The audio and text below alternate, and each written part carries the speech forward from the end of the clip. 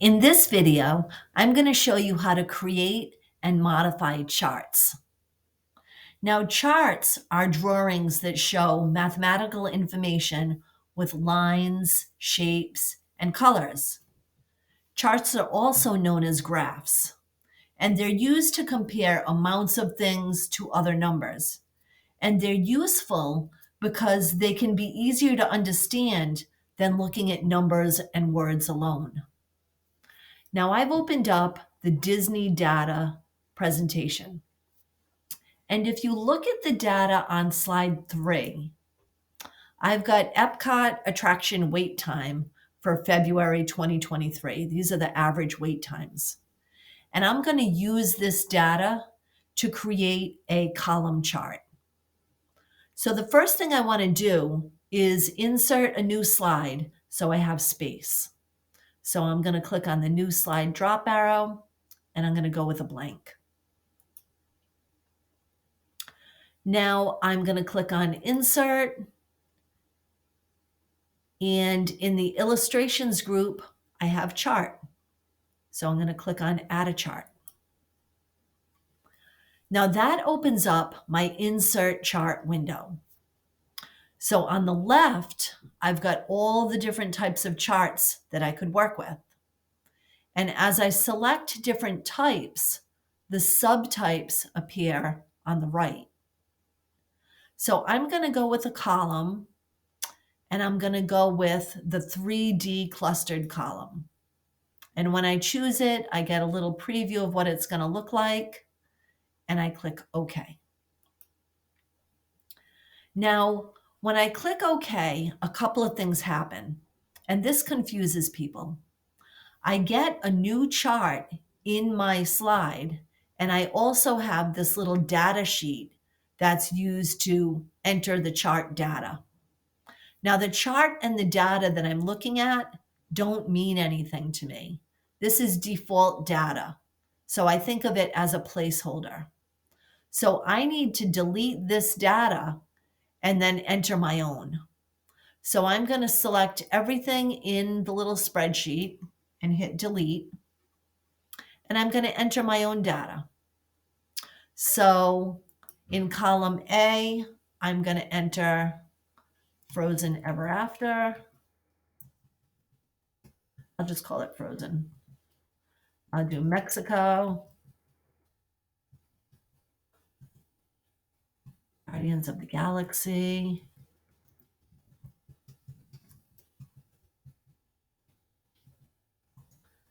Imagination. I won't do them all. I'll just do a couple. I'll do Living with the Land.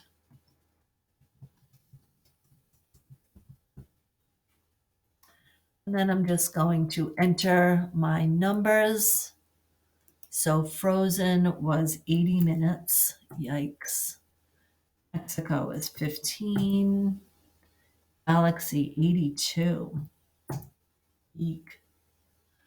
Journey into Imagination was 5 minutes. That's awesome. And the land was 10 minutes. Now notice as I enter the data in my spreadsheet, it populates in the chart. And also notice that my Living with the Land didn't show up because look over here. It's outside of the range that's going to be in the chart. So I can just grab this little tool right here and extend it. And now I have it. So once you've finished entering your data, you can close this spreadsheet and work directly on your chart. Now notice when my chart is activated, I have Chart Design and Chart Format tab.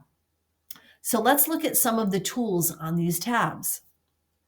On the Chart Design tab, just like with SmartArt, this tab pertains to everything in the chart, the whole chart. It doesn't matter which part of the chart is activated. So if I activate this chart title and I start playing with my chart styles, it's going to apply the style to the whole chart, not just the chart title. Okay, I'll go with this style 3. Now add chart element. This is where you can add different things to the chart. Now we've already got a chart title, so I'm just going to click in this chart title window and put something meaningful in, like Epcot wait times.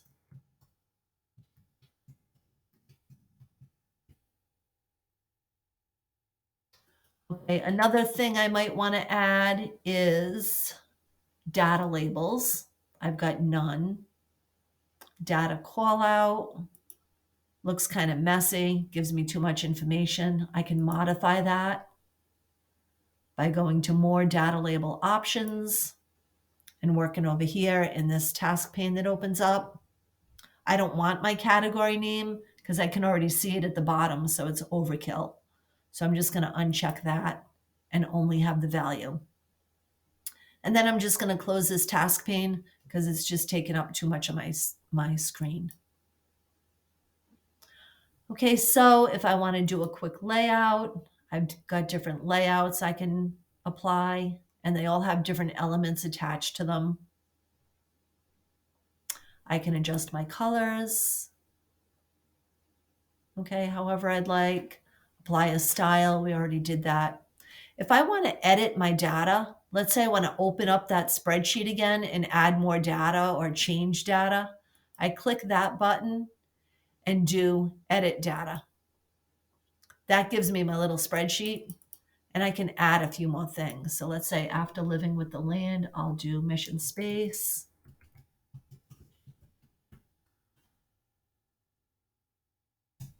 And what else?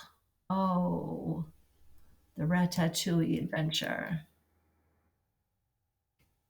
I don't know how to spell it.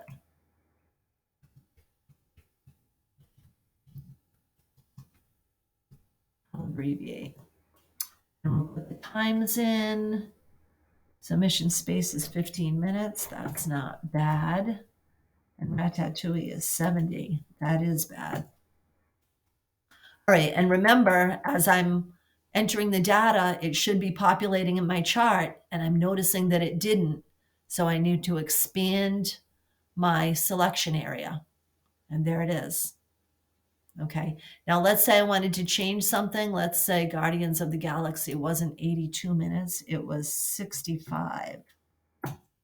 As I enter the new data, it updates automatically in my chart. All right, I'm done with that, so I can click the X and close it. And now if I want to modify individual pieces of the chart, I can go to my Format tab, and I can work from this current selection area and choose the pieces of the chart. Or I can just click on them. So let's say I wanted to modify my chart title. I could click on it and then apply whatever formatting I wanted. Okay, but if I wanted to modify something and I didn't know what it was called, it wasn't as obvious as the chart title, then I could click in this current selection area. I clicked the drop arrow and just choose the parts I want to modify. So let's say I want the floor to be black, and I want the back wall to be green. Okay, I can just keep making the changes however I want. If you want to change the color of your data points, you can select them by clicking on them. Notice that they're all selected. Okay, I can tell by the selection points on each data point. If I right click and choose Format Data Series, that opens up this task pane on the right. If I choose the fill color,